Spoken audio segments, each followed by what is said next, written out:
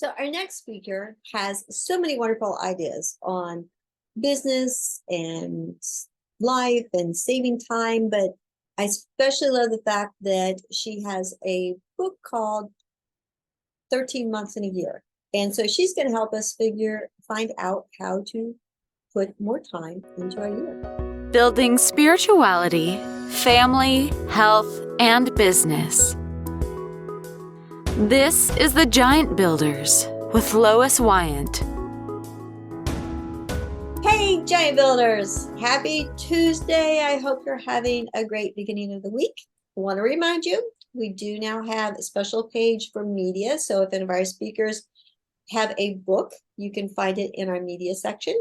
And we have a sponsor section. So I hope that you will look that over and check out some of our sponsors. So excited today. We have Tiffany Kellogg. Tiffany, how are you today? I am so excited to be here with you today. Oh, thank you. Well, can you tell our listeners a little bit about you? Oh, there's so much to tell. Where to even start? Well, I had a major shift in my life. In 2003, I went from being the employee 9 to 5 person to I don't have a job. And now what? And I entered the entrepreneurial world. And I have been loving it since then. I opened a promotional products business in 2003. And then I started doing some speaking to help market that business in 2006. And by 2008, I went full-time speaker and let my husband run his promotional products business. And what I found is there's a lot that goes on in the world and a lot of stuff that we want to take our time and how do we get it all done? And so I've been on both ends of the spectrum where I'm like the chicken with my head cut off, running around like crazy. Oh my gosh, what's going on? You've been there too? Oh, I am there most of the time. To the other end of the spectrum of how can I create harmony in my life where I can take the things that are important and matter to me, focus on them without feeling the guilt of the other stuff and realizing that the to-do list ain't never going to get done. Oh, so if I just start my morning just like, hey, this list isn't going to get done. So just move on. Oh, so let me make your life even easier. Oh, okay. I make the decision before I go to bed that tomorrow's, my massive to-do list isn't going to get done. However, the 6 things that I've picked to make sure I get done tomorrow, those get done. And so every day I have this sense of I got done everything I intended to do today. Oh, I love that thought. Okay. All right. So prioritize the top 6 things and really focus on those. Yeah. And I usually try and make sure these are things working me towards my goal. It's not like, let me go brush my teeth. It's not, let me, like it's not let the dogs outside. However, if I'm taking the dogs on a 3-mile walk, which is part of my goal of being healthier, then it's okay. But just letting them out doesn't count. So they have to be goal-oriented things that get us towards the life that we're looking for. All right. So how do we organize this process? Okay. So what I typically do, and this is called the Ivy Lee method. So I wish I could take credit for it. However, Ivy Lee came up with it in the 1920s, working with Carnegie, I believe. And it's how he could get his management to do more. And so I really adopted this in my life, and it makes a difference because you're right. There is always too much to do. I think the last time I looked at my master to-do list on my Word document on my computer, it's like 28 pages long. Oh, okay. and I'm not exaggerating, y'all. That is like if I have an idea of something creative that I want to do, I want to put it on the list. However, I don't want it to distract me from whatever I'm working on at the time. So we got to keep that in mind. So part of the list is just get it out of my brain. But the night before, I like to come up with what are 6 things I can do tomorrow to help me get closer to whatever goals that I'm working on. Now, these are things we have to keep in mind our calendar. So if I have a day where, and I'm sure you have these too, we're on Zoom from like sun up to sundown every once in a while, I'm probably not going to get a lot of big things done on my to-do list. So this month I am doing a keynote in Las Vegas for the International Crematorium and Cemetery Funeral Association. Oh. Yeah. Yay. So we are going to help them get referrals. It's a very unique type industry, but they have a great sense of humor. Well, in order to get ready for this keynote, like, okay, it's like a keynote and a workshop. So it's a 3-hour program. So I've got to create that and the PowerPoints. They're getting a book for all the attendees afterwards, 50 to 60 pages. So I've got to, make sure I have that written and all ready to go and edited. There are a lot of things on the list to make this keynote amazing. And if I was waiting till a day or two before the event, I would be in so much trouble. But once I booked the keynote back in August, I made a timeline of, okay, here's all the things that I need to get done. And so if I'm on one of these major Zoom days, and I'm like, okay, how do I even get started? One of the things I had on my list was research podcast for people in the funeral and death care industries. So it wasn't even necessarily listen to them, but just research and see which ones to learn about. Instead of let me write this book, it's come up with an outline, make up chapter titles. And so it can be these little bite-sized things. And so whatever we are doing to work towards our goal, our intention is that can be some of the things that go on the list. Now, if I happen to have 2 hours, then I'm like, okay, let me write 10 pages of the book. If I happen to have 2 minutes, like when I was in a health challenge many years ago, my health coach was like, if you can do nothing but plank every day, that's your goal. So as I was at the beginning of my getting healthier challenge, I mean, I'm still on it. But at the very beginning, that was my goal, 30 seconds of planking. That was one of my 6 things because it helped me get to my goal of health and wealth. Yeah, I would probably just do like 30 sit-ups. I don't think I would do 30 seconds of planking. I would do 30 seconds of planking and 30 sit-ups. Everybody has their own, like, I'll do anything but burpees. No burpees, please. No burpees. Oh, no, not burpees. Oh, definitely not burpees. No. Well, tell me a little bit about, you have several books. We'll put kind of a cluster link below, but I was very curious about the one about the 13th month of the year, because I find that I don't have enough months. I don't have enough hours in my day. Right. And of all of our resources, time is the only one that we can't get more of, kind of. So the premise of the book is it's called 13 Months a Year. And it's based on a 13-week program that we do on Zoom. We actually were doing this pre-COVID. I think we did the first one in 2016 or 2017. And it's a 13-week program on how to save 13 hours a week. And if you can save 13 hours a week times 52 weeks a year, it gives you 676 point something hours, which equates to 28 point something days, which gives us February. So it's essentially how do you get an extra month? Now, it's not an actual extra month separate, but it's about the focus that we have and we're able to create. And so I already shared one of my tips that I love, the Ivy Lee method.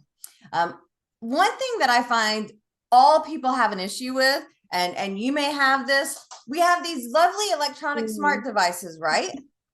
That are meant to make our life easier at least. Most people spend a ton of time on those electronic devices.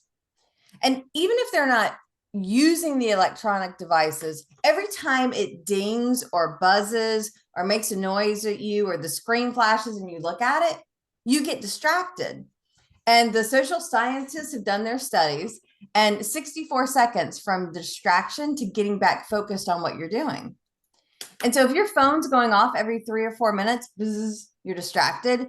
It's taking you another, you're distracted. It's, I had one gal from Texas that turned off all of her notifications, except like the basic ones. Like I have text messages and phone calls will make a noise and come to me. Everything else, like I don't get those red buttons that make me want to touch them. Like I'm the type, if there's a 1 or a 2, I have to touch it. I know like my brother has 87,000 emails and I'm like, that just gives me anxiety looking at that. Like I have one app that I can't figure out how to get rid of the red circle. So it's on my last screen that I don't go to because I don't want to see it. But this gal from Texas, she turned off all of her notifications and she's like, Tiffany, all of a sudden I've got like 90 extra minutes of stuff I'm able to get done just from turning off. Because do we really need to see every time we get a notification on Facebook? every time somebody likes, one of our Instagram posts or comments. I mean, really, we don't need it all the time. And so to me, this is one super easy time saver. And even if it just made your day less stressful, wouldn't that be nice? Yeah. Now, sometimes people are like, Tiffany, well, what if I have a special email coming? Well, you can turn the notifications back on if you really need to for a specific time. But that's one really easy way to have more time is, do we really need to use the cell phone? What kind of phone do you have? I have a Samsung. Okay. So I'm not 100% sure on Samsung, though it may. I know Apple has it built in. They have a screen timer, so it keeps track of the apps that you're a part of. So for me, I can go in and see how much time did I spend on my apps?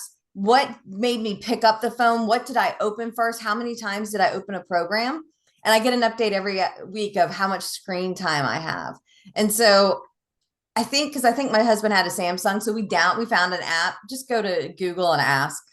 There was an app for it, I'm sure, and track your time. Because when you're like, oh my gosh, I spend 15 hours. This is not me. I spend 15 hours a day on my phone. Well, no wonder you're not getting anything done if you're on your phone for 15 hours a day. Mm-hmm. And I'm not saying there's a good or bad number. One of my favorite apps on the Apple phone is called the Big Red Clock. And it's just a clock. So, sometimes if you're speaking, you're like, you want to know how much time you have, but it goes away. So the Big Red Clock, I have it on orange for Halloween right now. Big. It's big and it doesn't go away. And so I might have like, okay, Tiffany, you were on the phone for 6 hours today. Well, 5.5 of it was me using my phone as a clock. Not as bad. So, Okay. numbers don't mean all, but it gives you an idea. Okay. Any other apps that you think are like must use? So I'm not necessarily a huge fan on all the apps for like, this is one for everyone. If you haven't ever tracked your time, I do like a tracker. And I think I paid $5 and it's a great app to help you track your time. And if you haven't done that in a while, I recommend everybody do that a couple of times a year. I don't like doing it, so I get it, but it like gives you a lot of consciousness around what you're doing. On the Apple, I love the Shortcuts app. I don't know if Samsung has something similar. And so it just does shortcuts. So if I wanted to program it to do something, it's just like super smart. Now on my computer though, for those of you that type a lot, I have fallen in love with, it's a Google extension. I'm sorry, Chrome extension, but I think you can use it in other ways, called Text Expander. Now this one I pay $40 a year. And essentially you create your own shortcut codes. Yeah. And I get an email every week. They're like, you saved 47 minutes. You saved 97 minutes just from not typing out all that long stuff. Wow. So that one I really love too. That sounds great. What was it called again? Text Expander. Text Expander. Okay. So it's not on the phones to my knowledge.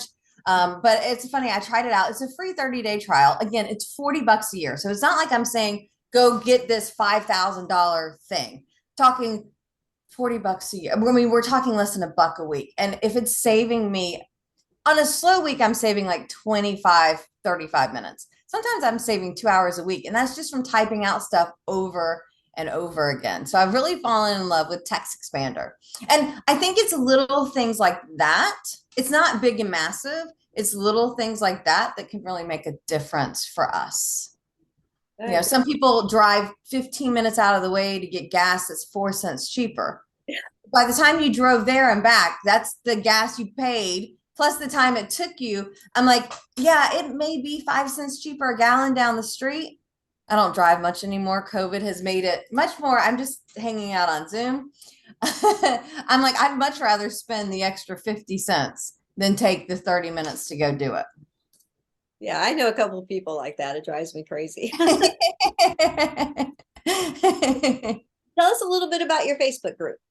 Yeah, so we've got the More Abundant Entrepreneurs is my group, and we hang out on Facebook. And I will tell you, if you are looking for a serious business-focused only group, then I ain't it. I let my Southern come out with the y'alls and the ain't.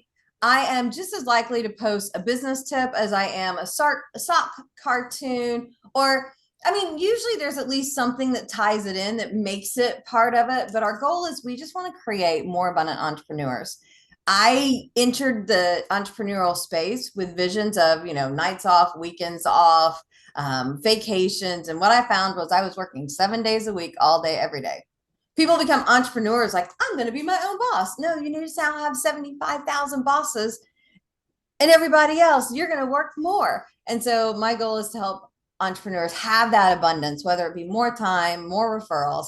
How do we, have more in our life? Because here's the thing, we don't know what's going to happen. And if there was ever a time to realize, I don't think anybody expected COVID. No, I take that back. I think Wimbledon had pandemic insurance. So where everywhere else was like having all kinds of issues. Yeah, I don't remember if it was like 1.6 million or 1.6 billion that ended up being paid out, but they had some insurance agent is like superstar now because I read an article, they sold them the pandemic insurance. So a few people were thinking it was happening, but the rest of the world weren't. And we all had trips that were canceled, plans that were canceled, things that we wanted to do, hope to do. Some of us have been able to do that. Some of us still can't. I live in Florida, so it's like there's no rules here. It's like people are talking about, oh, now that the pandemic's letting up, and I'm like, we had the Super Bowl in 2021. It wasn't even a full year. We had plenty of people. Florida's just Florida. I love it. What can I say? I live here, no state income tax, all kinds of craziness happening. But we don't know what's going to happen. And so my goal is how can we have that life we want now and plan for the future too? So give me some ideas, or tell me if you have any ideas or tips of somebody who might be like starting a business or thinking of starting a business. Okay. So there's so much. We've got like 5 hours to go, right? So a couple of things that I think are important. And so number one, and this will apply to starting the business aspect and the time aspect of it, and that's going to be priorities. And like a lot of times people talk time management. It's not time management, it's priority management. What's the priority? And I think that's the same whether it's anywhere in your life, and especially when starting a business, because it's really easy to get distracted by the BSO, the bright, shiny object. Ooh, try this. Ooh, try this. One of my mentor likes to say, instead of doing 1,000 things 6 times, do 6 things 1,000 times. And I think Bruce Lee kind of shared that same thing with, I'm practicing one kick 10,000 times. And so I think it's really easy as new business owners to, I want to try this. I want to try that. I want to try this. I want to try that. And we have to work it to fruition. I'm big on networking and referral marketing, and we recommend that you be a part of 3 networking organizations. Now, there is this kind of trickiness of, is it the right organization?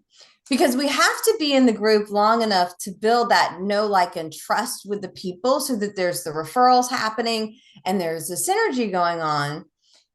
Because I remember there was one gal in one of my groups, and at 10 months, she's like, yep, I'm not really getting anything out of this. She decided she wasn't going to renew. The last 6 weeks, I think she was getting 2 referrals a week. Like all of a sudden it started to flow, but she still quit and then it cut it off. Versus knowing, okay, is the group the right one? And I just need to give it a little bit more time, or maybe it's not the right group for me. And so sometimes we have to give it enough time to see if it works, but we can't try and do all things.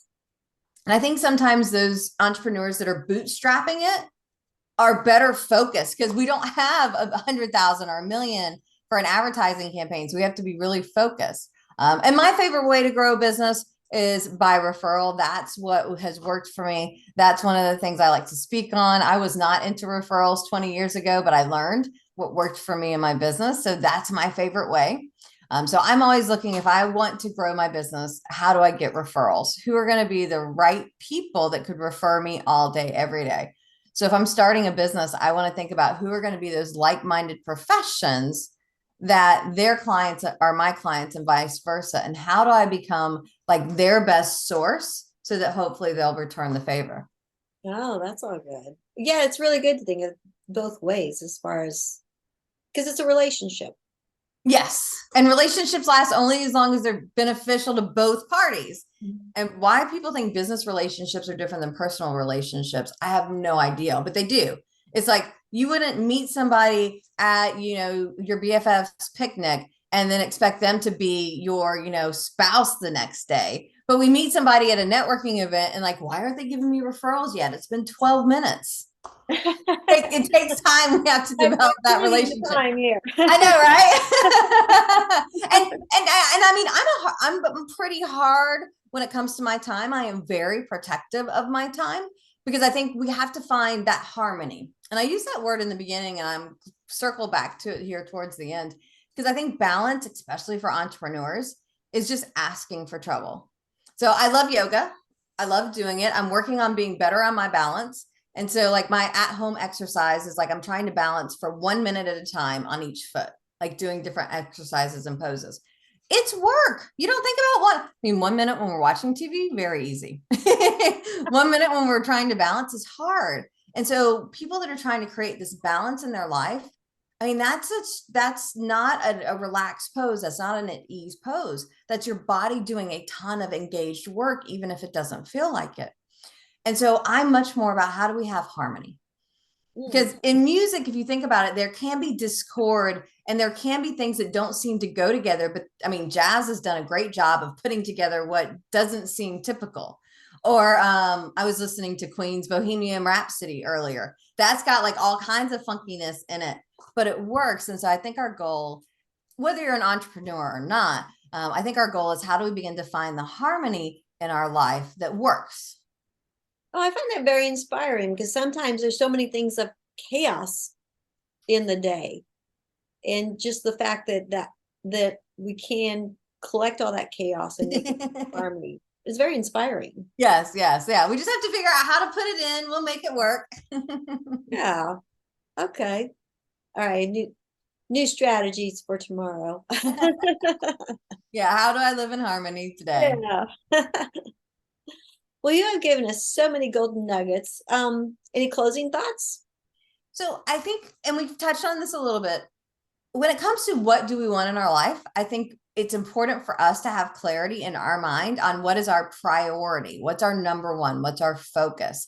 And once we have that clarity, then it's going to make our life, whether it's in our business, in our personal time, whatever it may be, so much easier because it's like, does this fit with my vision? I have my priority. For me, okay, so I kind of have two, but they go together. My goal is healthier, wealthier. That's just what I'm working on, healthier, wealthier. And I think that those words mean a lot of different things. To have a wealth of time to spend with my friends and family is important. In addition to having more dollars in the bank account, healthier isn't necessarily about being on the scale, but feeling great. And can I hold the yoga pose for so long? But when you have that priority and here's what we're working towards, it makes it easier for us to say no, which I know is hard for a lot of folks, to the other stuff and stay focused on what really matters. And you'll find that makes life much, much easier to live in harmony. Oh, wonderful. Oh, that was so good. Thank you so much. Thank you. It's been a pleasure to be able to share some of these thoughts. Oh, yeah. All right, Giant Builders. So links below especially to the Facebook group and to her book collection because she has a lot of books. And so you'll want to read all of them. So, so thank you so much, Tiffany. I really appreciate it. Thank you for having me. And thanks everybody for listening. All right. Well, Giant Builders, see you next Tuesday.